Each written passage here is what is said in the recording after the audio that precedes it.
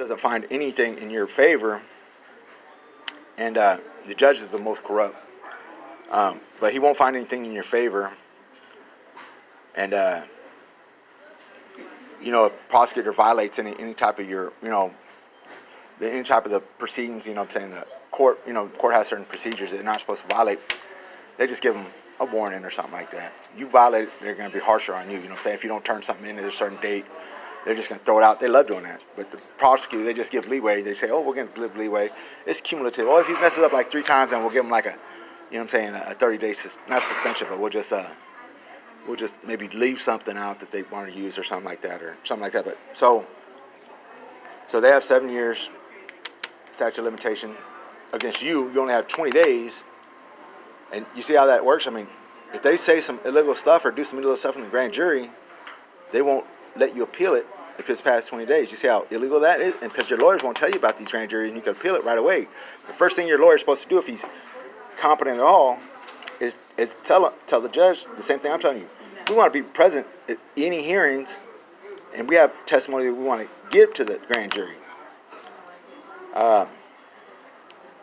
That way, your lawyer can go there and object or, do whatever, defend your rights. They only got 20 days to appeal that. See how it's, for them, it's a certain way, and for us, it's a certain 7 years. For them, it's a secret court, and we only have 20 days to appeal it, and it's secret. This would be like 20 years, this would be, because it's a secret, you know what I'm saying? We have 20 days to appeal it. It's secret. Us, we have 7 years. They can charge us with anything. These guys are supposed to be upholding the law, but they're not. They're just corrupting it. But this is part of the protocols, it talks about this protocols, to abuse authority and abuse the public, to cause confusion and cause mistrust of the government. That's what they're trying to do. But that's neither here nor there. We're talking about, when it's justified to use physical force. And a person is justified in threatening or using physical force against another to the extent a reasonable person, that's why I put reasonable outline here, person would believe. See this? You just have to believe that physical force is immediately necessary to protect himself against the other use or attempted use of unlawful physical force. See, this means when they smirk, a police officer, they're armed, and they're planning on doing something to you illegal. We know what it means when they smirk. Everybody knows what they mean when they smirk. You're through. They have guns. That means unconstitutional. They're unlawful. Whatever they do after this is unlawful. So you have every right to defend yourself. Especially if you're a brother, and anybody smirking at you, cop laughing at you, he's planning on doing something to you. Now, we want to try to avoid using any kind of deadly physical force at all. If we can, take it to court, but then we're going to get railroaded. So, I'll try to give you guys my email, because I can help you out. If you guys contact me, or if you know anybody that's in there for aggravated assault on a police officer, or the police officer is trying to get them, I don't have any money, so, if you can help me out with the paperwork and stuff like that, maybe help me out with the shower or something to stay, I could help you guys out with this. But they smirk or laugh at your story. They're either going to, they're laughing, or they're not going to help you out. That's unconstitutional too, because they're supposed to be professionals. They're laughing at your story, means they don't believe you. They're smirking, that means they're going to do something to you. You just have to assume that. Just as all the police shootings, all the police shootings, and they won't charge these officers because they have immunity, but also because they're part of the brotherhood. And look at who they got protecting them: the prosecutors and the grand jury. The prosecutors go to the grand jury and just say, "Listen, the video is not what you think. What the hell? It ain't what you think. This guy has all kinds of priors and stuff. That has nothing to do. That's irrelevant. See, in a regular jury, you're not allowed to bring that stuff up. They can bring up anything they want. This guy's got priors. They can mislead him. That's why the grand juries don't ever charge the police, because they're in the prosecutors are in it with them. And Internal Affairs never does. They always clear these guys without even getting your side of the story. They just clear them right away.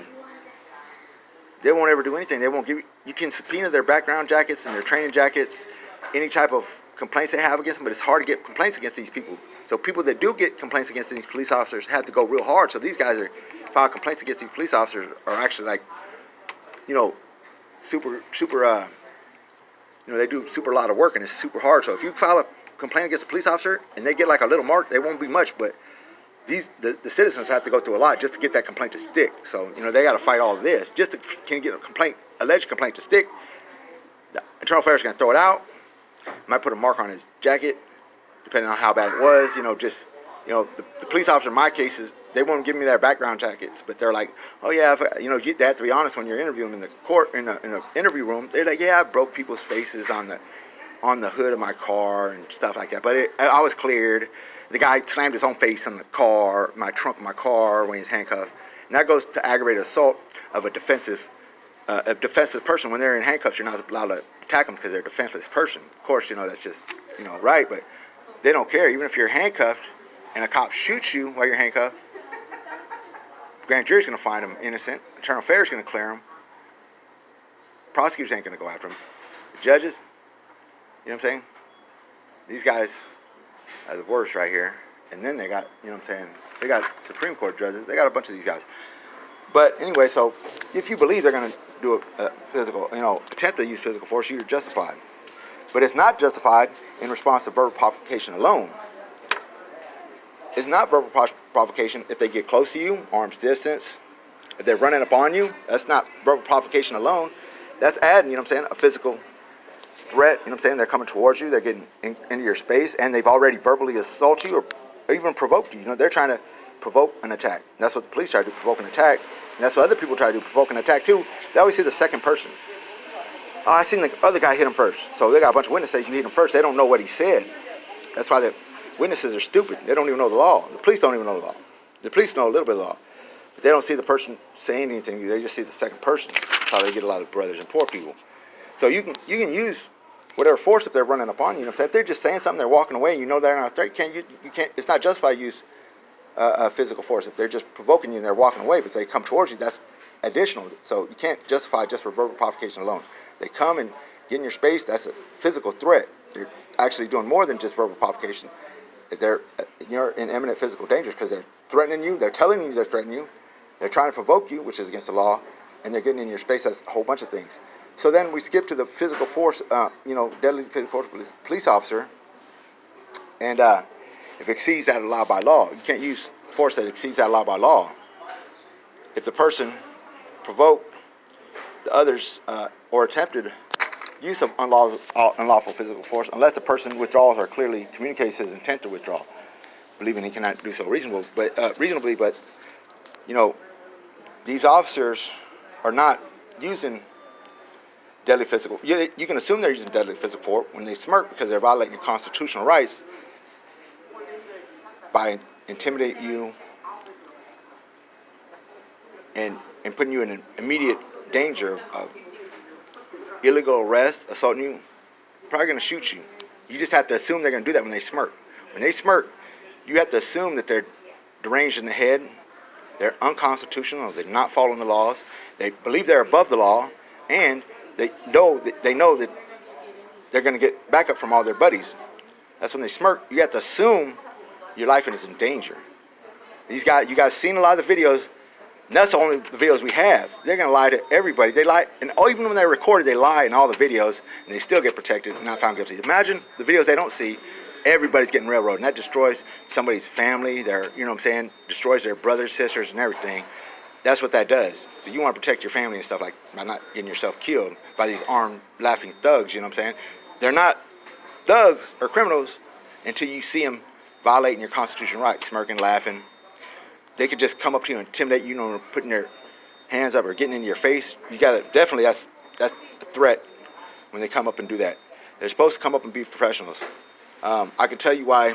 I was gonna make a video about sometimes black officers and Mexican officers sometimes do a lot more physical threatening and they get provoked easier because they think you're making fun of the. If you question them their law, they think you might be questioning their intelligence, or especially like Paisa cops or something like that, or Mexican cops. They think you're attacking them because of their color, but you're not. You're just attacking them because they're police. The white police officers know exactly why you're attacking them, not because they're white, because they're police officers. I always have problems with brother police officers because they love to intimidate you and laugh at you, and they don't even know anything. But there's a lot of good brother police officers that actually know what's up. So, especially sister officers, they always know what's up, but they're always real cool.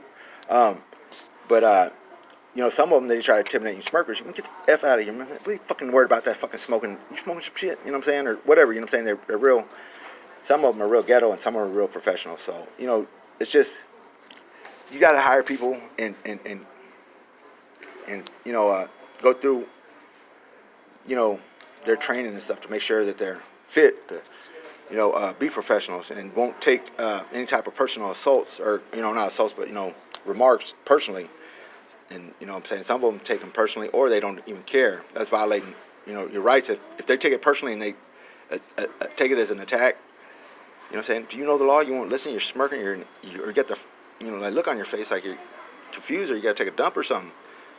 But they want to tell you the way it is. I had that happen to me the other day with the officer was like, no, like telling me, he wouldn't let me explain my case to the white officer, young white 22-year officer. He was like 20, 21. He's like, no, you got to do it this way. He's real aggressive, and they're trying to take control of the situation. Taking control and being over-aggressive are two different things. Taking control is trying to de-escalate the situation. Try not to agitate it and call for backup. If you see the person's agitated with what you're saying or doesn't, believes you're not listening or listening properly, you got to call the supervisor.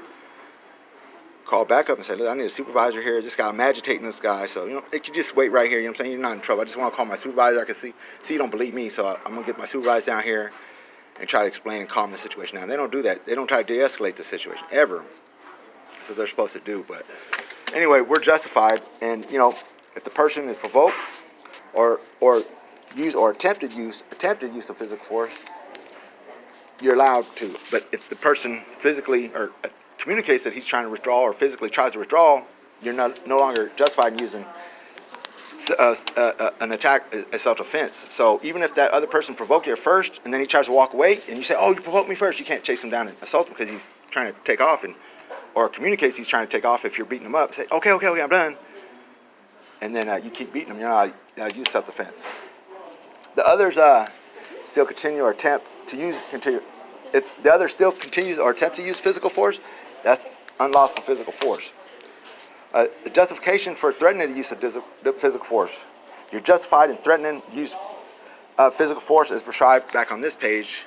Any of this, deadly physical force, when a reasonable person would believe deadly force to protect himself from use of attempted use of unlawful use of deadly force when it's believed that he might be attempted. So you can use deadly physical force if you believe that it's there, to protect yourself from the attempted use of unlawful use of deadly force.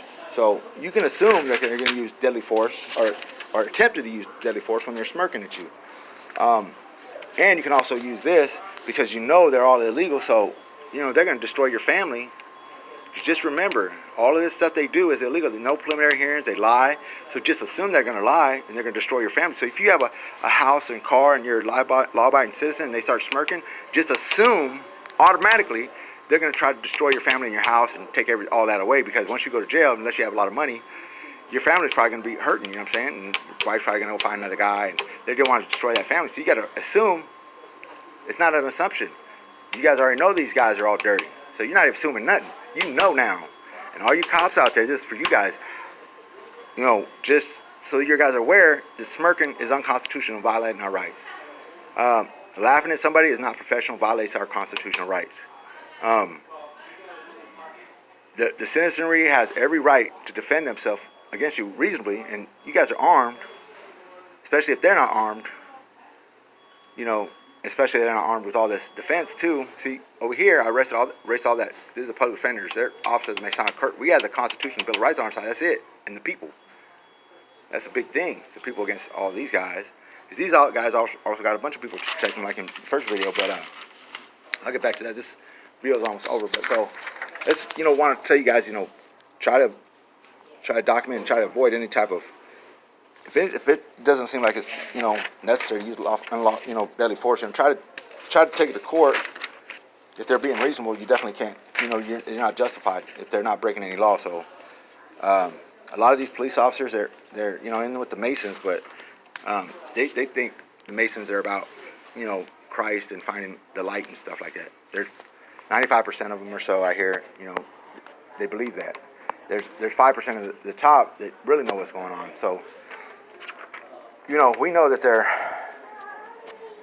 They're unjust. Hold on.